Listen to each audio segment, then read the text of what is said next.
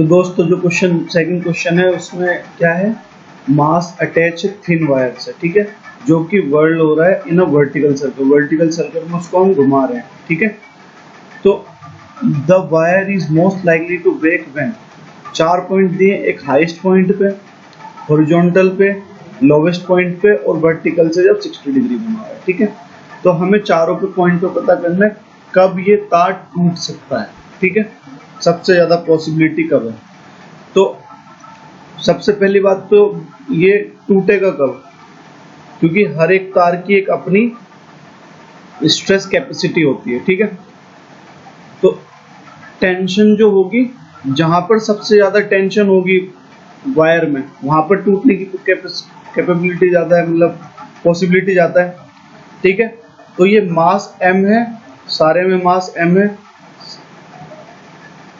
तो हम चारों के केस में देख लेते हैं कि क्या टेंशन आने वाला है। तो सबसे पहली चीज जो कॉन्सेप्ट है हमारा वो ये है कि कोई भी चीज अगर सर्कुलर मोशन में है, ठीक है, उस पे जो भी वेलोसिटी है v, सेंट्रीपिटल फोर्स जो होगी वो होगी सेंटर की तरफ, और वो कितनी होगी, mv²/r। ये कोई अलग से फोर्स नहीं है, ये कोई अलग से फोर्स नहीं है, ये कोई मतलब रियल फोर्स होगी जिसका मैग्नीट्यूड किसके बराबर होगा, इसके बराबर होगा, ठीक है। जैसे यहाँ पे टेंशन होगी, mg भी हो सकता है, टेंशन भी हो सकती है, कुछ भी हो सकता है, ठीक है। तो यहाँ पे टेंशन होगी। ऐसे ही अगर ब्लॉक ऐसे चल रहा होता तो नॉर्मल फोर्स mv² के बराबर होती है, मतलब ये दिख रहा है ना कि एक एक्चुअल फोर्स है। तो हम क्वेश्चन पे देखते हैं अपन क्या होता है। तो इस पॉइंट पे जब हम फ्री बॉडी डायग्राम बनाते हैं तो यहाँ पे जो है mg नीचे आएगा और यहाँ पे जो है t ऊपर आएगा, क्योंकि टेंशन हमेशा कैसी होती है, अपोजिट होगी, ठीक है, खींचेगा हमेशा। तो इधर v वेलोसिटी से जा रहा है, ठीक है। तो सर्कुलर मोशन जब भी होगा तो नेट फोर्स क्या आएगी, हमेशा सेंटर की तरफ आएगी, ठीक है। तो नेट फोर्स क्या होगी, मतलब टेंशन ज्यादा होना चाहिए इससे, तो T minus mg equal to किसके बराबर होना चाहिए, mv²। जैसे यहाँ पे देखो वही चीज आ गई फिर से, टेंशन क्या है, ये भी रियल फोर्स है, mg क्या है, ये भी रियल फोर्स है।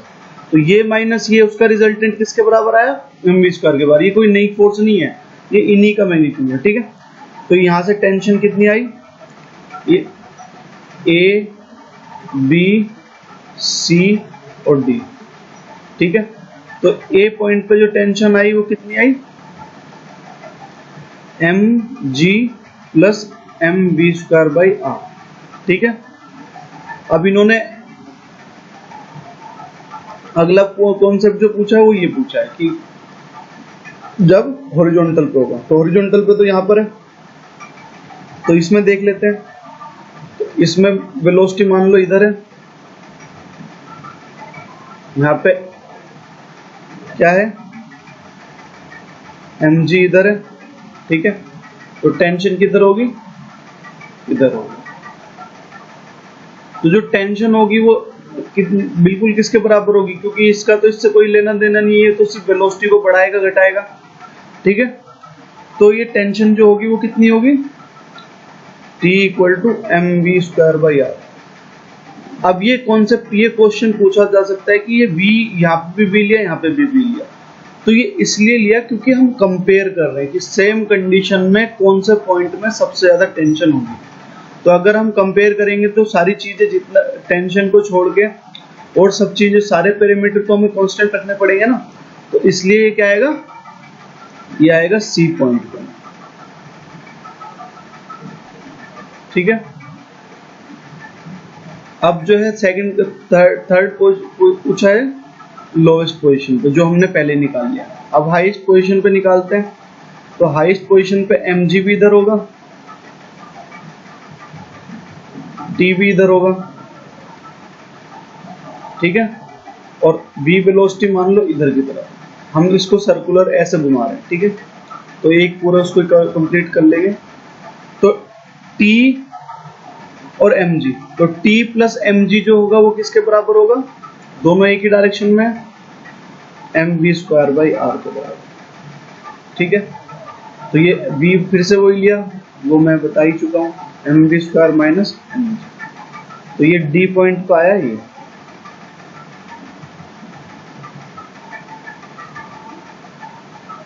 ठीक है। अब b पॉइंट पे कैसे निकालते हैं, b पॉइंट पे निकालने के लिए अपन इसको एक हॉरिजॉन्टल लाइन यहाँ पे बनाते हैं, ठीक है, और ये वर्टिकल लाइन यहाँ पे बनाते हैं, ठीक है। अब जो है ये mg है, ठीक है, ये एंगल, ये एक पैरेलल लाइन, ये दो पैरेलल लाइन है, ये ट्रांसवर्सल है, तो ये भी 60 डिग्री होगा, होगा कि नहीं होगा। तो अब इसको जब हम रिजोल्यूट करेंगे तो ये आएगा mg cos 60, और ये जो आएगा इधर की तरफ ये आएगा mg sin 60, ठीक है। तो ये जो है mg cos 60 जो है, और ये टेंशन है, ये तो एक डायरेक्शन में यही सिर्फ टेंशन का प्लस माइनस हो सकती है, क्योंकि ये तो वेलोसिटी को बढ़ाएगा घटाएगा, और वेलोसिटी मान लेते हैं इधर, तो यहाँ पे टेंशन कितनी आएगी, तो t minus mg cos theta वो कितना आएगा, t minus mg cos 60 equal to mv square by R, तो t इक्वल टू कितना आया, mv square by R plus mg cos 60, ठीक है। तो इसका मतलब क्या हुआ, अब देख लें तो चारों कंपेयर कर लो, तो सबसे कम तो यहाँ पर है, ठीक है, तो ये कैंसिल कर दो, यहाँ पे तो टेंशन ये टूटेगा नहीं,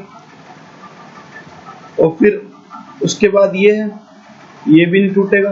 अब ये cos 60 है और यहाँ पे mv स्क्वायर बाई आर है, ठीक है, सॉरी mg है, mv स्क्वायर बाई आर तो हर जगह, यहाँ पे mg है और यहाँ पे mg cos 60 है, तो cos 60 कम ही करेगा mg को, क्यों, क्योंकि 1 से छोटा होता है, 1/2 होता है, तो mg/2 है, यहाँ पे mg है, तो सबसे ज्यादा चांसेस कहाँ है, लोवेस्ट पॉइंट पे सबसे ज्यादा चांसेस है टूटने के, ठीक है। तो third option is correct. Thank you.